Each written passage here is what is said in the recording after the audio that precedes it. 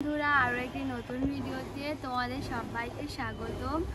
আজকে আমি যাব একটু জয়নগরে, কিছু কেনাকাটা রয়েছে। কেনাকাটা বলতে গেলে আমাদের এই 2-3 দিন বাদেই ঠাকুর প্রতিষ্ঠা হবে, তো সেজন্য আমার গোপালটাকেও প্রতিষ্ঠা করব। ওই জন্য গোপালের জন্য কিছু জিনিসপত্র কিনতে হবে, ও যেগুলো সাজায় আর কি সেইগুলো, আর বিছানা সব কিছুই কিনবো। তোমাদের এই ভিডিওটাই সেটাই দেখাবো কী কী কিনেছি। তো চলো আমি রেডি হয়ে নেবো। এদিকে আকাশ প্রচুর মেঘলা করে রয়েছে। দুপুরবেলা খাওয়া দাওয়া রান্না বান্না করে তারপরে কিন্তু আমরা বেরিয়ে পড়বো। বন্ধুরা, তোমরা অনেকেই প্রশ্ন করেছো আমাদের এই লক্ষ্মীনারায়ণের মুখটা কেন ঢাকা। তো আমি আজকে সেই কথার উত্তর, তোমাদের প্রশ্নের উত্তর আজকে আমি দিচ্ছি। আমাদের এই বিগত 1.5 মাস আগে আমাদের পরিবারের সাথে যে একটা দুর্ঘটনা ঘটে গেছে, যেটা আমার মেয়ে যে অসুস্থতার কারণে যে চলে গেছে।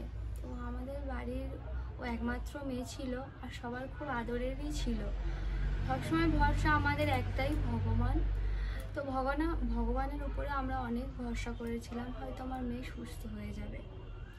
তো যখন ওই খবরটা যখন আসে, আমার মেয়েকে নিয়ে আমরা বাড়ি আসি, তখন আমার বর, আমার দেখতে পাচ্ছ নিচে অনেক জগন্নাথ ছিল, গোপালও ছিল, সেগুলোকে এরকম করে শুধু যা ছড়িয়ে দিয়েছিল, এরকম করে ঠেলে দিয়েছিল। ওর মনে খুব রাগ হয়েছিল যে ভগবানের এত ডাকলাম, তাও আমাদের মনের কথা শুনলো না, মেয়েটাকে সুস্থ করে নিল না, সেই কেড়ে নিল। আর আমার শ্বশুরমশাই আমার মেয়েকে ভীষণই ভালোবাসতো।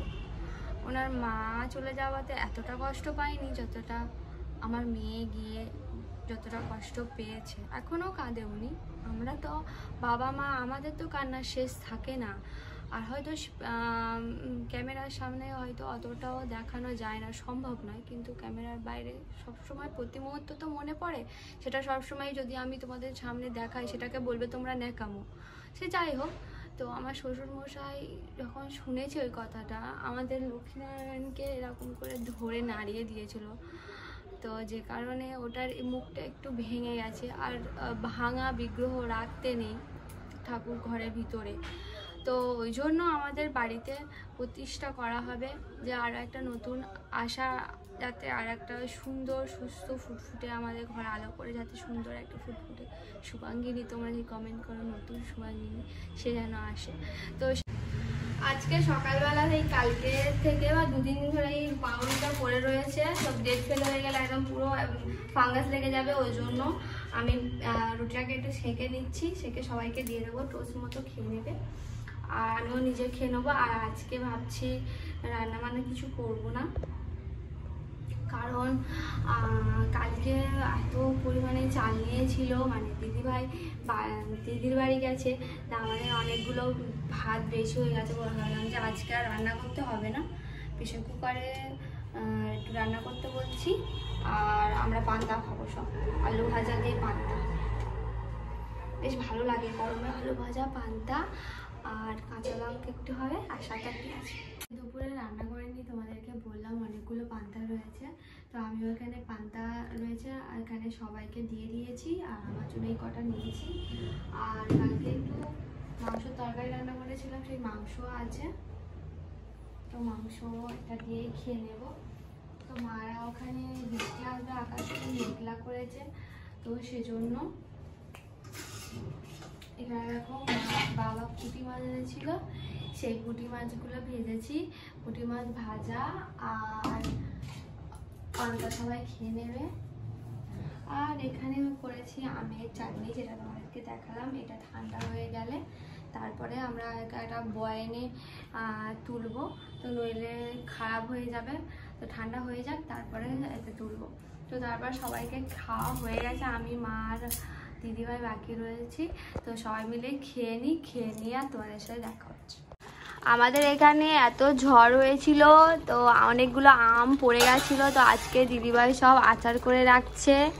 তো দেখো কতগুলো আম, আজকে এই আচারগুলো একটা টিফিন কোটোই করে নিয়ে রেখে দেওয়া হবে, আমরা ভাত একটু একটু করে খাবো। বলো দিদিভাই? আরো করা হবে, আরো খোলা শুদ্ধ আচার করে সারা বছরের জন্য রেখে দেবো। আম তেলও করবো। অনেক আম আছে। দেখো আমাদের কাছে সেই দেখা যাচ্ছে কত আম ঝুলছে। প্রায় 2টো মতো বাজে আমরা বেরিয়ে পড়েছি জয়নগরে। এবারে জয়নগরের ভিতরের এখানে এই শিব মন্দিরটা আমি কোনো দিন যাইনি। দিদিভাই বললো চল তোদেরকে ঘুরিয়ে আনি, আর দিদিভাইদের পাড়া এটা, তো দিদিভাই সবটাই জানে। আর এখানে দেখো এই সেই মাত্র আমরা জয়নগরের সত্যনারায়ণের পিতল কাঁসার দোকান, অনেক পুরানো এটা দোকানটা, তো আমরা এখানেই এসেছি।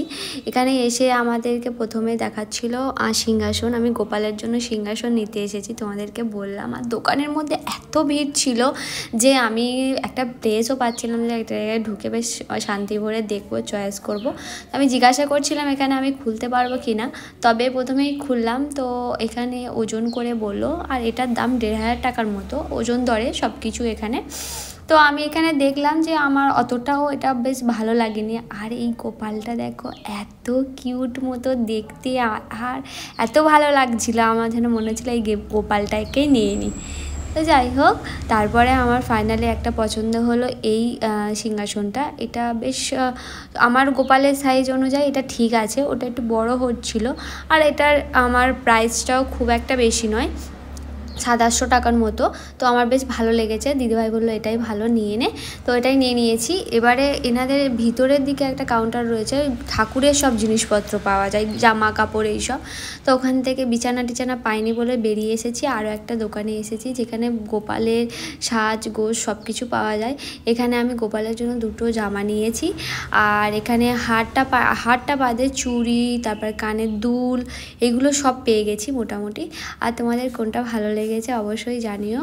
আর অবশ্যই গোপাল পুজোর দিনকে তোমাদের